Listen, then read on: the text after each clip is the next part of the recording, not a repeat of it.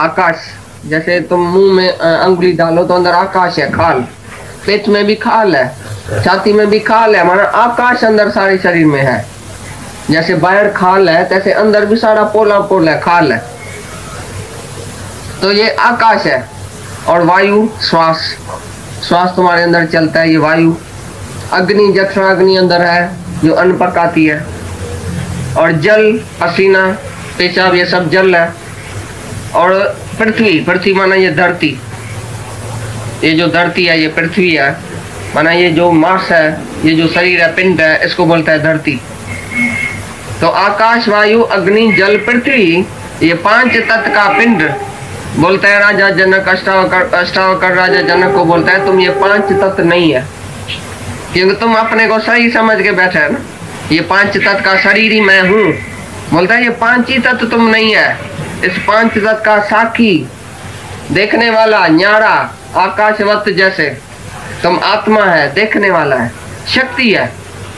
जो आत्मा है वो तुम है, तुम ये 5 तत्व नहीं है, शरीर नहीं है। ऐसा जान के तुम मुक्ति को प्राप्त होएगा।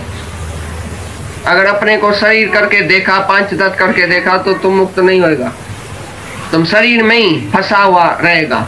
लेकिन मैं ये 5 तत्व का शरीर नहीं हूँ, मैं साक्षी आत्मा हूँ, ऐसा समझने से, ऐसा अनुभव करने से ही तुम मुक्त होएगा।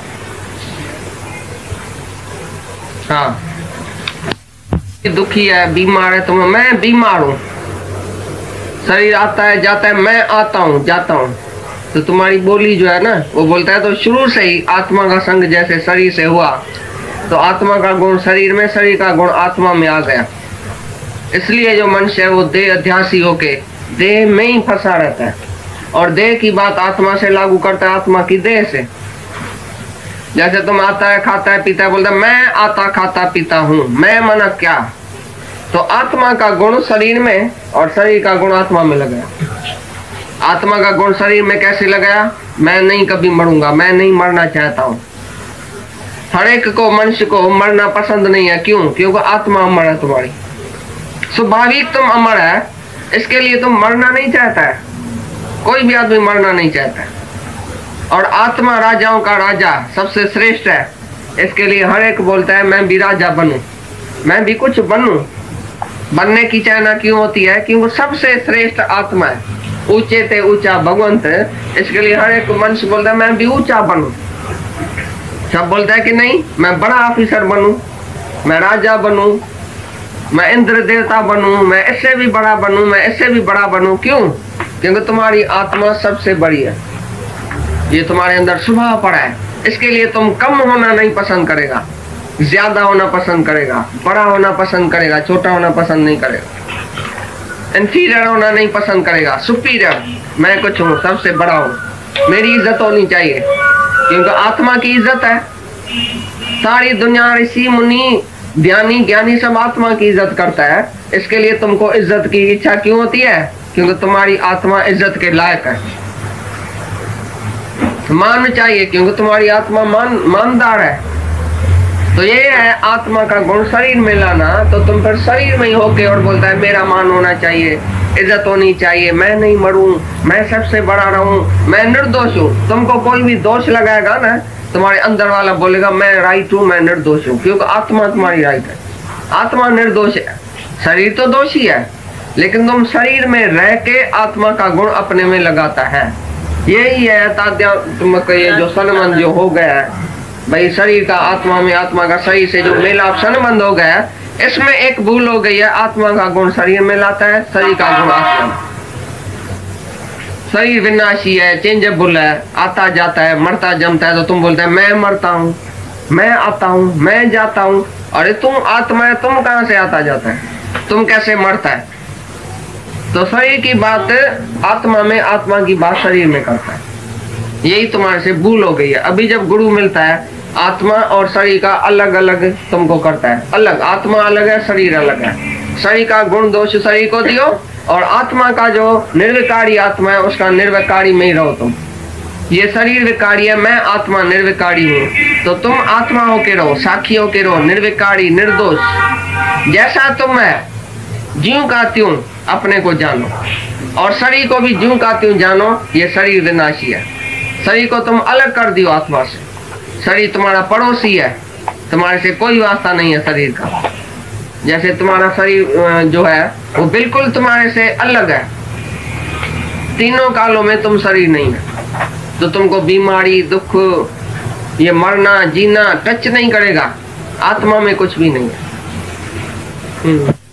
हुआ है अज्ञान की वजह से आत्मा और देह जो अलग नहीं हुई है, इकट्ठी हुई है, वो अज्ञान की वजह से तुम अपने को देह समझ के बैठा। अभी अज्ञान जाएगा ज्ञान से, नहीं कर्मों से, नहीं भक्ति से, नहीं द्वैत से, नहीं किसी भी साधन से। लेकिन जैसे अंधेरा जाता है रोशनी से, तैसे अज्ञान जाता है ज्ञान से। तो बोलता है ज्ञान से ही तुम्हारा ये देह अध्यास जाएगा। तो मैं देह नहीं हूं, तीनों कालों में मैं देह नहीं हूं, देह से मेरा वास्ता ही नहीं है। फिर देह का दुख सुख मेरा दुख सुख नहीं है, देह का जन्म मरण मेरा जन्म मरण नहीं है, देह का आना जाना मेरा आना जाना नहीं है। तुम जब भी जाते हैं तो बोलते हैं मैं जाता हूं। कौन जाता है? तुम उधर नहीं था क्या? हमसे किसी ने पूछा फलाने शहर में तुम नहीं जाएगा? मैंने बोला नहीं हूँगा उधर तो जरूर जाएगा। मैं कहा नहीं हूँ। तो हमारे में आना जाना है क्या? तुम तो बोलते है मैं आया हूँ फिर फलानी तारीख जाऊंगा। अरे तुम आया भी नहीं है, जाएगा भी नहीं। आत्मा नहीं आता है, नहीं जाता है। रमन महर्षि के पास एक यूरोपियन लोग आए थे, तो उसने बोला रमन महर्षि को, महर्षि जी मैं फलानी तारीख आया हूँ, फिर रिटर्न टिकट लेके आया हूँ, फिर फलानी तारीख जाऊंगा। बोला इस गद्दे को तो इस दरवाजे से निकालो बैठ। तो बेचारा हैरान हो गया यूरोपियन। बोला मैं सच सच बोलता हूँ गुरु जी, मैं 12 तारीख आया हूँ, 13 तारीख जाऊंगा, तो कौन सा मैंने पाप किया? बोला इस देहध्यासी को निकालो इधर से। वो बेचारा डर गया। फिर आया, भला क्या बोलूं? बोला तुम्हारे में आना भी है जाना भी है। तुम आया और जाएगा, तुमको पता है मैं कल जाऊंगा। ये शरीर का आना जाना आत्मा में क्यों मानता है? कौन है तुम जो आता और जाता है सारा दिन? मैं आत्मा हूँ, मैं हमेशा हूँ ही हूँ, जाता हूँ ही हूँ। कहाँ से आया हूँ, किधर जाऊंगा? मैं सर्वत्र हूँ, ऐसा तुमको निश्चय होना चाहिए। कभी भी नहीं किसको बोलो मैं आया हूँ मैं जाऊंगा, ये भी अज्ञानी का शब्द हो गया। तुम्हारे हाथ में आना और जाना, कल होएगी जो तुम जाएगा। काय के लिए ऐसा भी तुम फिजूल एनर्जी वेस्ट करता है? इतना भी क्यों बोलता है कि मैं आता हूँ जाता हूँ? मैंने जन्म लिया है, मैं एक दिन मरूंगा। किसने जन्म लिया और कौन मरेगा? तुम कौन है? अध्यास का मतलब क्या समझ लेगा? अध्यास का मतलब है देह अध्यास, माना अपने को देह समझना। अध्यास माना अंधेरे में जैसे रस्सी को सांप समझना, रस्सी को सांप समझना अंधेरे में। तो अज्ञान की वजह से हम आत्मा को देह समझ के बैठ गया, अपने को देह समझ के बैठ गया अज्ञान की वजह से। रंग को राइट, रस्सी को सांप। इसी तरह से तुम आत्मा को, अपनी आत्मा को भुला के, जैसे देह देखने में आती है, रस्सी नहीं देखने में आती है, सांप देखने में आता है। तुम आत्मा को, अपनी आत्मा को भुला के, जैसे देह देखने में आती है, रस्सी नहीं देखने में आती है, सांप देखने में आता है। तो तुमको अपना आप नहीं देखने में आता है, आत्मा नहीं देखने में आता है, उसके बदले शरीर देखने में आता है। तो तुम शरीर को ही अपना आप समझ के बैठा। उल्टी उल्टी समझ, जो था भी नहीं तो भी तुम अपने को समझ के बैठा। ये देह अध्यास है, जो देह अध्यास अज्ञान की वजह से हुआ है। अंधेरे की वजह से तुमने रस्सी में सांप देखा, अज्ञान की वजह से तुमने आत्मा को जीव समझा। अभी जब ज्ञान हुआ तो तुम वापस आत्मा में आ जाओ। जब रोशनी होती है तो तुम रस्सी को रस्सी अच्छी तरह से देखते हैं अपनी आंख से, भाई ये रस्सी है, तो सांप का भ्रम चला गया। इसी तरह से तुमने ज्ञान से अपने को ज्यों का त्यों आत्मा जाना, तो शरीर का भ्रम चला गया। फिर शरीर का धर्म आत्मा में नहीं मानो। मैं मरता हूं, मैं जलता हूं, मैं आता हूं, मैं जाता हूं, मैं आना जाना जन्म मरण मेरे में नहीं है। मैं आत्मा हूं, मैं साक्षी हूं, दृष्टा हूं। आत्मा ही परमात्मा है, एक ही भगवान, एक से अनेक होके आया। ये जो शरीर धारण करके आया तो भूल गया तुम अपना आप भूल गए। जैसे राजा नशा पी के और अपने को बंगी समझने लगा, झाड़ू उठा के बंगी का काम करने लगा। और ये सब ने बोला ये क्या करता है, बंगी की ड्रेस पहन के बैठ गया। जब नशा उतरा, खटाई खिलाया उसको, नशा उतरा, बोला अरे मैं तो राजा था, मैं काहे के लिए बंगी हो गया। इसी तरह से माया का नशा तुमको लग गया जिस दिन तुमने शरीर धारण किया।